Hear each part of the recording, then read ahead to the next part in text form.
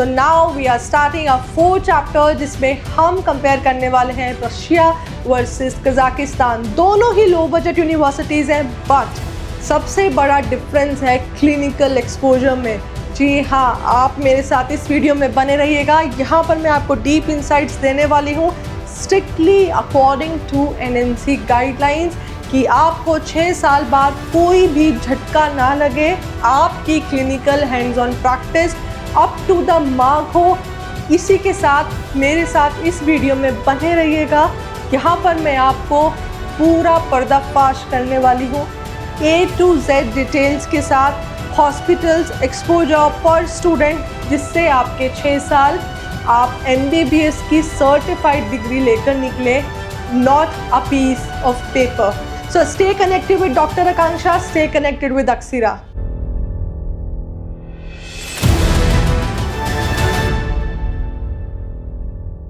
So now the first factor, clinical exposure deep analysis. तो यहाँ पर हमने Russia and Kazakhstan. So now the first point is clinical start कब होता है दोनों कंट्रीज़ में। यहाँ पर थोड़ा बाद में होता है, तो आप मान के चलिए आफ्टर 3rd और 4th ईयर, एंड कजाकिस्तान में भी लेटर होता है। तो यहाँ पर इस फैक्टर में दोनों ऑलमोस्ट इक्वल हैं। हॉस्पिटल टाइप अगर आप देखें तो यहाँ पे गवर्नमेंट हॉस्पिटल्स हैं, ज़्यादा एक्सपोजर आपको यहाँ पे गवर्नमेंट हॉस्पिटल्स का जो नंबर है वो ज़्यादा देखने के लिए मिलेगा। एंड यह गवर्नमेंट प्लस प्राइवेट दोनों हॉस्पिटल्स हैं। नाउ पेशेंट लोड की अगर हम बात करते हैं तो यहाँ पे हाई मिलता है, क्योंकि रशिया की पॉपुलेशन भी ज़्यादा है, ठीक है। एंड यहाँ पे भी आपको हाई मिलेगा, कजाकिस्तान की पॉपुलेशन एक अच्छा नंबर है। हैंड्स ऑन ट्रेनिंग आपको कैसे मिलेगी, डिपेंड्स आफ्टर 3 ईयर्स, यानी कि 3 साल के बाद आपको एक्सपोजर कैसा मिल रहा है, कितने पेशेंट्स मिल रहे हैं पर स्टूडेंट, उसके बेसिस पे आपका यहाँ पे हैंड्स ऑन डिसाइड होगा। एंड यहाँ पे भी आफ्टर 3 ईयर्स। सिमुलेशन लैब्स की अगर हम बात करें तो यहाँ पे लिमिटेड है और यहाँ पे बेसिक टू मॉडरेट है। टीचिंग स्टाइल अगर हम बात करें तो थ्योरी यहाँ पे हैवी है and same as in Kazakhstan. तो इन सारे फैक्टर्स में रशिया एंड कजाकिस्तान ऑलमोस्ट हम सेम कह सकते हैं, ठीक है। Okay, now second factor, doctors and health workforce कैसा है इस दोनों कंट्रीज़ में।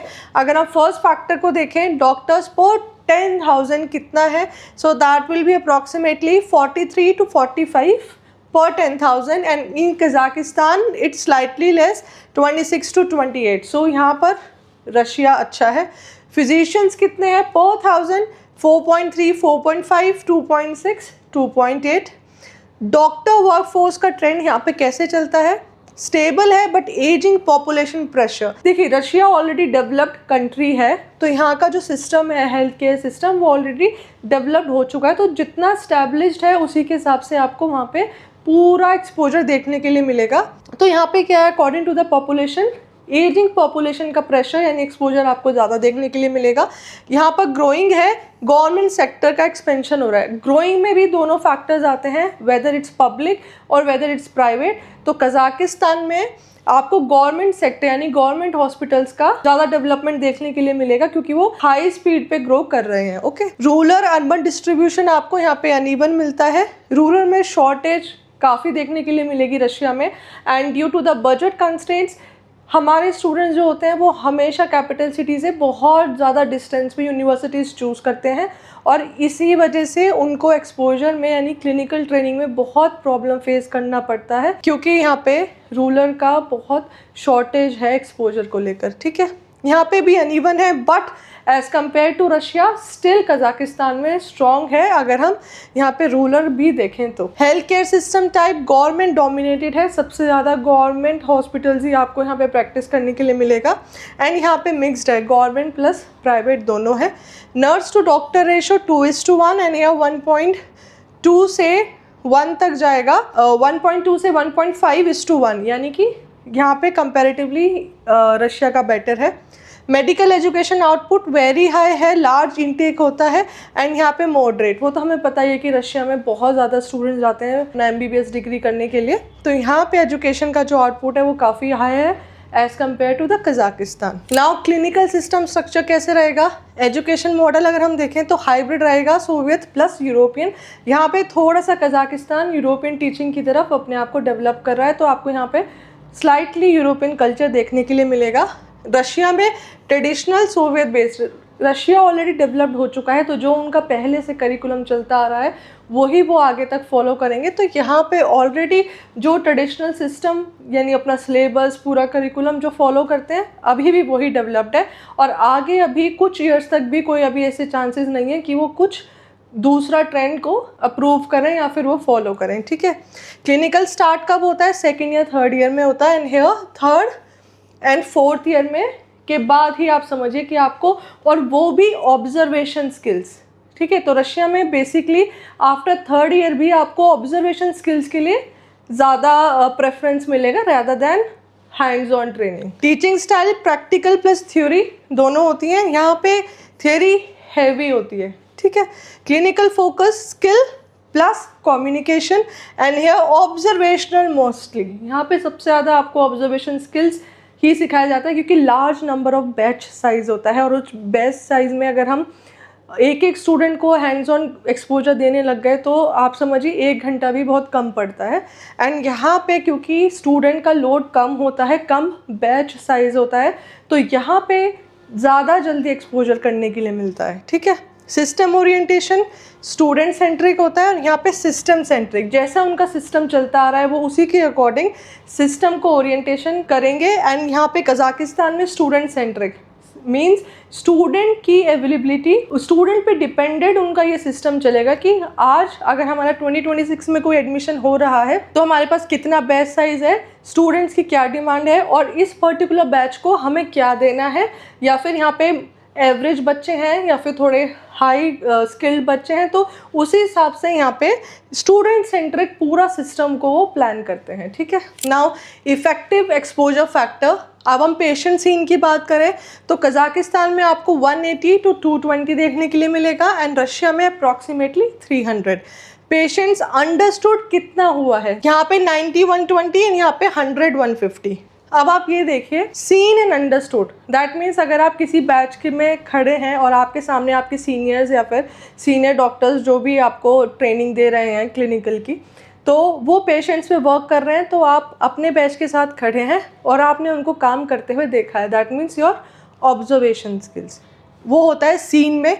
पेशेंट्स अंडरस्टूड, दैट मीन्स उस पेशेंट को आपने कितना समझा है कि उसको कैसे ट्रीटमेंट दिया गया है, उस पर्टिकुलर डिजीज़ का डायग्नोसिस हमें करना कैसे है, उसको बोलते हैं पेशेंट अंडरस्टूड। तो अब आप यहाँ पे देखिए 180 to 220, यहाँ पे अप्रॉक्सीमेटली 300। नंबर रशिया में ज़्यादा है, पॉपुलेशन भी ज़्यादा है, तो नंबर यहाँ पे आपको ज़्यादा देखने के लिए मिलेगा, बट हमेशा नंबर डिफाइन नहीं करता है कि आपकी क्लिनिकल प्रैक्टिस या ट्रेनिंग कैसी होगी। डिपेंड करता है कि आपने कितना सीखा है। तो यहाँ पे देखिए इसका नंबर ज़्यादा है, पर कहीं ना कहीं यहाँ पे बहुत ज़्यादा डिफरेंस नहीं है, बहुत माइन्यूट डिफरेंस है, सीखा उतने ही पेशेंट्स पे है। ठीक है, पेशेंट्स इंटरैक्टेड 50 to 70 एंड सी यहाँ पे देखिए 30 to 60। जब तक बच्चा पेशेंट से इंटरैक्ट ही नहीं करेगा तो उसको वो प्रैक्टिस कैसे होगी अपनी क्लिनिकल की, क्योंकि उसको आगे भी वही पेशेंट से इंटरैक्ट करने के बाद ही डायग्नोसिस देना है। ठीक है, तो यहाँ पे आप देखिए 50 70 एंड 30 60। तो आप ये रेशो देख लीजिए, कितने पेशेंट सीन थे एंड देन कितने इंटरैक्ट हुए, एंड यहाँ पे 300 सीन थे एंड यहाँ पे 30 से 60 इंटरैक्ट हुए। तो हमेशा हॉस्पिटल्स में भीड़ ये डिसाइड नहीं करती है कि यहाँ इस हॉस्पिटल में भीड़ है तो हमारा क्लिनिकल एक्सपोजर बहुत अच्छा होने वाला है। डिसाइड करता है कि एक स्टूडेंट को कितना टाइम मिल रहा है एक पेशेंट को समझने के लिए, उसकी प्रॉब्लम्स को सुनने के लिए और फिर अपना ट्रीटमेंट देने के लिए। इसको बोलते हैं क्लिनिकल ट्रेनिंग। ये नहीं कि सिर्फ भीड़ है और भीड़ में हमें अच्छा देखने के लिए मिलेगा। हाइपोथेटिकल है वो चीज़ें जो कभी ऑन ग्राउंड रियलिटी पे वर्क करेगा ही नहीं। अब आप यहाँ पे देख लीजिए, डिसीजन मेकिंग एक्सपोजर मीडियम से हाई रहता है और यहाँ पे मीडियम रहता है, क्योंकि वो पेशेंट से इंटरैक्ट इतना कर चुका है बच्चा, तो उस डिसीजन मेकिंग बहुत इंपॉर्टेंट फैक्टर होता है, वो आपको कजाकिस्तान में ज़्यादा देखने के लिए मिलेगा। सेकंड चलते हैं, बैच साइज़ की हम बात करते हैं तो यहाँ पे 20 to 40 रहता है और यहाँ पे 30 to 80 तक चला जाता है, क्योंकि सबसे ज़्यादा एडमिशन्स इनटेक रशिया में ज़्यादा होते हैं। ठीक है, तो आप यहाँ से भी आइडिया लगाइए। अब 2 बैचेज़ है, 1 in Russia and 1 in Kazakhstan. एक में आपको 40 स्टूडेंट्स मिल रहे हैं और एक में आपको 80 स्टूडेंट्स मिल रहे हैं। एंड सपोज पेशेंट आपके सामने है एंड उस पेशेंट के पास 80 स्टूडेंट्स हैं वर्सेस उस पेशेंट के पास 40 स्टूडेंट्स हैं, तो किसको ज़्यादा बेटर समझ में आएगा, अपने रिमार्क्स देने के लिए, इंटरेक्शन करने के लिए ज़्यादा एक्सपोजर किसको मिलेगा, तो वो कज़ाकिस्तान में मिलेगा, ना कि रशिया में। ठीक है, पेशेंट पर स्टूडेंट रेशो बेटर है और यहाँ पे पुअर है। टीचर की अटेंशन यहाँ पे मीडियम रहेगी, यहाँ पे लो रहेगी, for obvious reason batch size ज़्यादा है तो ये रेशो भी कम रहने वाला है। ठीक है, हैंड्स ऑन अपॉर्चुनिटीज़ यहाँ पे मॉडरेट मिलेंगे और यहाँ पे तो बिल्कुल लिमिटेड मिलेंगे। आप इसको उम्मीद करके चलिए आफ्टर 4th ईयर ही आपको कुछ मिल जाएगा, अपने आप इनिशिएटिव लेने से तो मिल जाएगा, अदरवाइज़ यहाँ पर तो मॉडरेट रहने वाला है। सिर्फ कज़ाकिस्तान और रशिया को हम कंपेयर कर रहे हैं तो इन दोनों का ही बताया जा रहा है। So now health care funding and clinical resources, तो यहाँ पे हम देख लेते हैं कि गवर्नमेंट की साइड से हेल्थ केयर सिस्टम पे कितना फंडिंग जा रहा है। तो हेल्थ केयर अगर हम जीडीपी की बात करें 5.6 to 6% एंड यहाँ पे 5.9 to 6.2% ऑलमोस्ट सेम है। Public versus private mix, public यहाँ पे डोमिनेट है एंड यहाँ पे मिक्स्ड है, इंक्रीजिंग प्राइवेट। और अगर यहाँ पे प्राइवेटाइजेशन इंक्रीज हो रहा है तो ऑब्वियसली आप समझ के चलिएगा न्यू प्राइवेट हॉस्पिटल्स आ रहे हैं, न्यू टेक्नोलॉजी आएगी, मॉडर्नाइजेशन की तरफ जाएगा पूरा क्लिनिकल सिस्टम। दैट मीन्स यहाँ पे आपको ज़्यादा एक्सपोजर देखने के लिए मिलेगा। हॉस्पिटल इक्विपमेंट अगर हम देखें मॉडरेट रहते हैं, अनइवन मॉडर्नाइजेशन, क्योंकि वही पुराने गवर्नमेंट हॉस्पिटल्स हैं एंड पुराने ही इक्विपमेंट्स रहेंगे, कोई नई टेक्नोलॉजी का इतनी जल्दी से यहाँ पे वेलकम नहीं होता है। आप सेम कंडीशन लीजिए हमारे इंडिया के लिए भी, जो रूरल एरियाज़ में या फिर आप नॉर्मल एक कोई भी जन चिकित्सा केंद्र में जाइए और वहाँ पे जो फैसिलिटी मिलेगी वर्सेस किसी भी प्राइवेट हॉस्पिटल में उसी एरिया के, सेम एरिया के, तो वहाँ पे ज़्यादा मिलेगा। I am not talking about AIIMS here, ठीक है, जो हाई लेवल के हैं बिल्कुल उनकी बात नहीं हो रही है। नॉर्मल सिटीज़ में जो देखने के लिए मिलेगा वही सेम यहाँ पे हम डिस्कस कर रहे हैं। ठीक है, इंफ्रास्ट्रक्चर ग्रोथ रेट यहाँ पे स्टेबल है और यहाँ पे ये ग्रो कर रहा है, डेवलपिंग की तरफ चीज़ें शिफ्ट हो रही हैं। सो नाउ अगर हम पॉपुलेशन की बात कर लेते हैं लास्ट में, तो पॉपुलेशन 145 मिलियन अप्रॉक्स है, यहाँ पे 19.5 मिलियन अप्रॉक्स है। टोटल हॉस्पिटल्स हम देखें तो यहाँ पे ज़्यादा मिलेंगे, यहाँ पे 1200 public plus private only. Beds यहाँ पे वेरी हाई ग्लोबल रेंज आएगा, यहाँ पे भी ये 2023 का डेटा है, 1,70,000 के अप्रॉक्स जाता है। इसका इससे भी हाई है, यानी रशिया में हॉस्पिटल बेड्स का काउंट काफ़ी हाई है। बेड्स पर 1000 अगर हम बात करें तो 7.8 to 8 एंड यहाँ पे 8.7 के अप्रॉक्सीमेटली जाएगा। तो पर 1000 पीपल पे जो आप बेड की रेंज देखेंगे उसमें ज़्यादा डिफरेंस नहीं है, ऑलमोस्ट आप बहुत ही माइन्यूट डिफरेंस है, कोई रिमार्केबल डिफरेंस नहीं है। हॉस्पिटल बेड्स का ट्रेंड यहाँ पर डिक्लाइन हो रहा है और यहाँ पे इंक्रीजिंग हो रहा है क्योंकि यहाँ पे प्राइवेटाइजेशन भी हो रहा है। तो यहाँ पे ज़्यादा डेवलपमेंट आपके आने वाले 6 साल में बहुत आपको डेवलपमेंट मिलेगा अगर आप अभी एडमिशन लेते हैं 2026 में। तो जब आपका क्लिनिकल ट्रेनिंग का नंबर आएगा या इंटर्नशिप का चांस आएगा तो यहाँ पे आपको मच बेटर डेवलपमेंट देखने के लिए मिलेगा। थैंक यू मेरे साथ इस वीडियो में बने रहने के लिए। ये हमारी वीडियो का 4th चैप्टर था। आगे भी और भी आपको कंट्रीज़ के ऐसे ही कंपैरिजन मिलते रहेंगे। अगर आपने मेरी पिछली वीडियोस नहीं देखी हैं तो आप मेरी लास्ट वीडियोस भी चेक कर सकते हैं जिनमें मैंने और भी कंट्रीज़ को कंपेयर किया है। So go and check out this series of mine. Stay connected with Akshara, stay connected with doctor Akanksha. Thank you.